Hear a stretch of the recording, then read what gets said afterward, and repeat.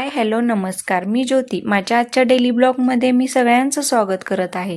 आता मी निघाले आहे कुर्टीला, कुर्टीच्या महादेवाला.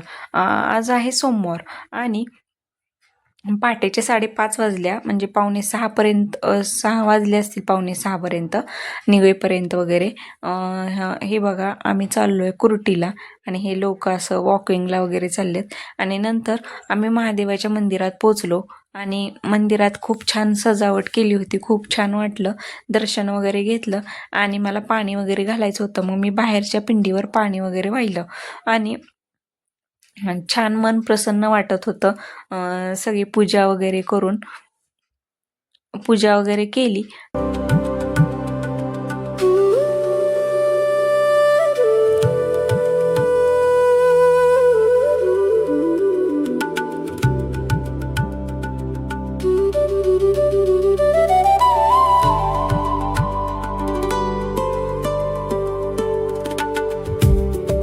पूजा वगैरे केली आणि हे बघा मंदिराचा परिसर किती छान वातावरण आहे.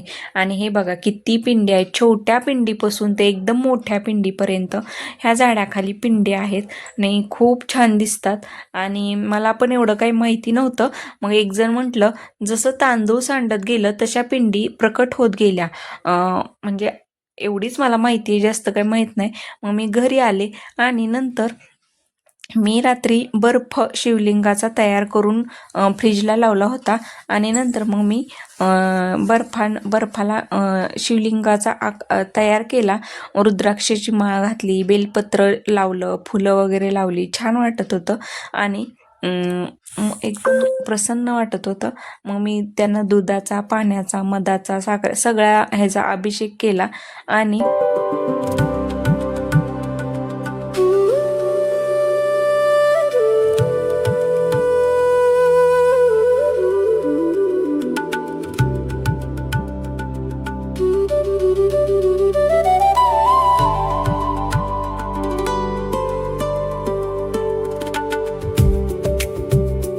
शिवमूठ वाहिली.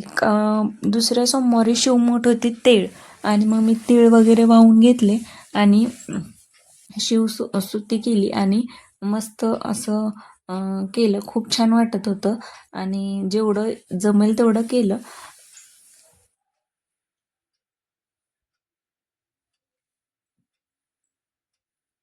आरती वगैरे करून घेतली.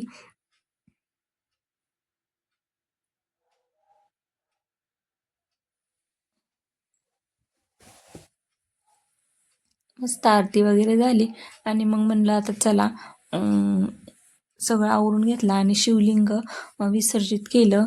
मी बेलाच्या झाडाखाली शिवलिंग ही माझं बेलाचं झाड आलं, एवढं छान आलंय. मग मी त्या झाडाखाली शिवलिंग विसर्जित केलं आणि लगेच लागले मी स्वयंपाकाला. मग मी इकडं गरगट्या पालक आणला होता. पालक वगैरे निवडून घेतला, कुकर लावला आणि आळूच्या पानाची भजी करायची होती. मग मी म्हटलं आता चला लागाव कामाला, संध्याकाळी उपवास सोडायचा होता त्याच्यामुळं. आणि ही बघा दिदी आमची. मग म्हटलं पाऊस यायला लागला होता, तेवढ्यात कपडे वगैरे काढून घेतली.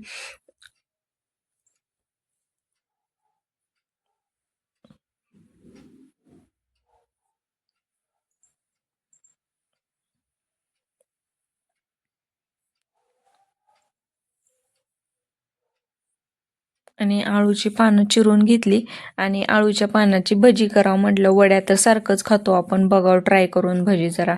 आणि मग मीठ वगैरे टाकलं, तिखट टाकलं, परत ओवा टाकला, जरा तांदळाचं पीठ, परत कसुरी मेथी, सगळं छान टाकून घेतलं आणि भज्याचं पीठ घट्ट मळून घेतलं.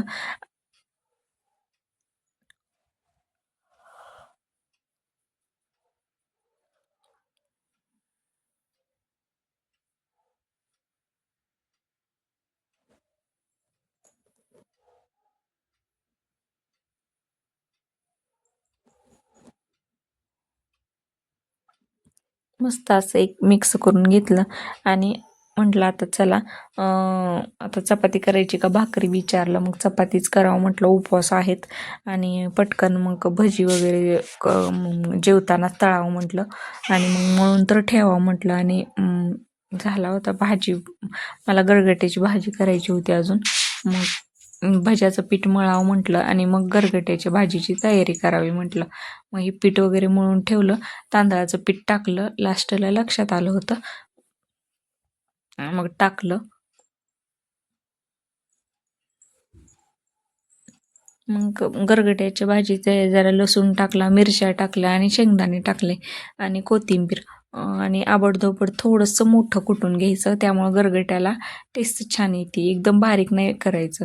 मग गरगटा गरम होता आणि मला एक जीव करायचा होता पानं, म्हणून काढून घेतला. शेंगदाणे काढून घेतले आणि चांगला बारीक करून घेतला गरगटा.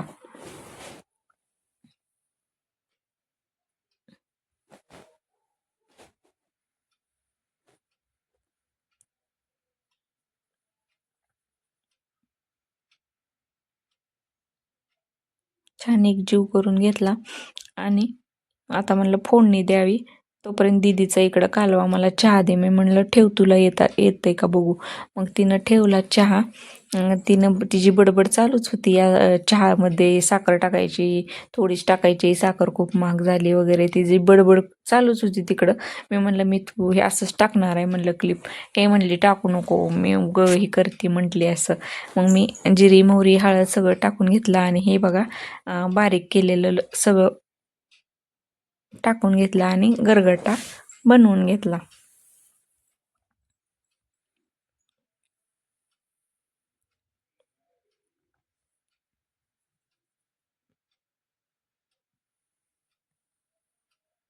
आणि मग म्हटलं आता चला भजी पण बनवून घ्यावी आणि चपाती.